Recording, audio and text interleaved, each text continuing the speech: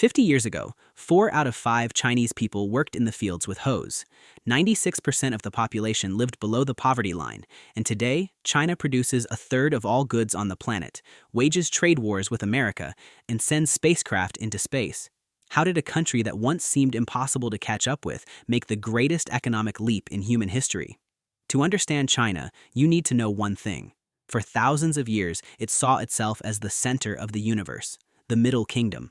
Everything beyond its borders was considered barbaric, and there were reasons for that.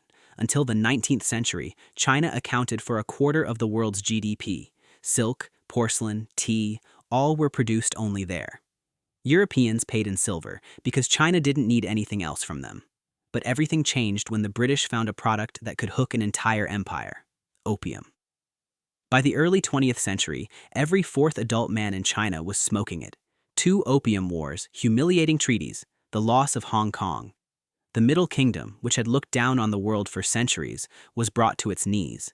This period would later be called the Century of Humiliation. Then came chaos. The abdication of the last emperor, civil war, Japanese occupation. In 1949, Mao Zedong came to power and declared the creation of the People's Republic of China. But his rule was not a rise. It was a catastrophe.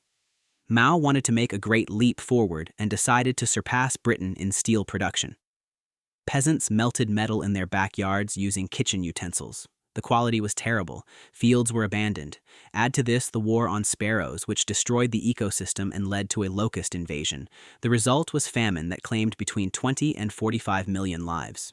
By 1976, when Mao died, China remained a poor agrarian country, and then came the man who changed the course of history: Deng Xiaoping.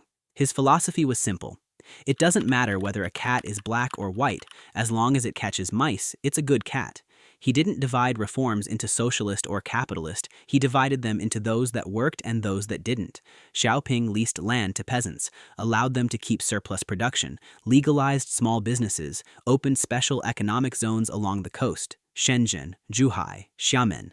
Foreign investments poured in, and here was the main advantage: the cheapest labor force on the planet, 1 billion people ready to work for next to nothing.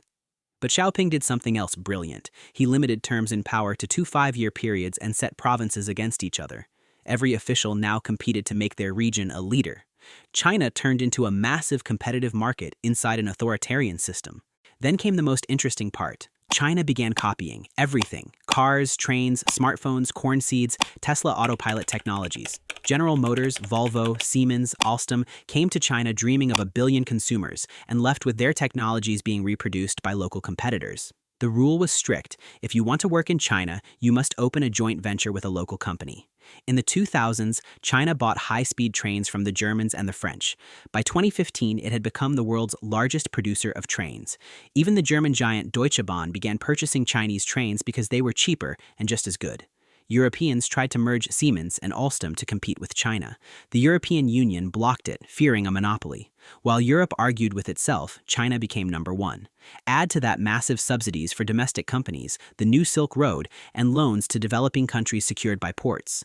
China isn't just catching up, it is building its own parallel economic universe.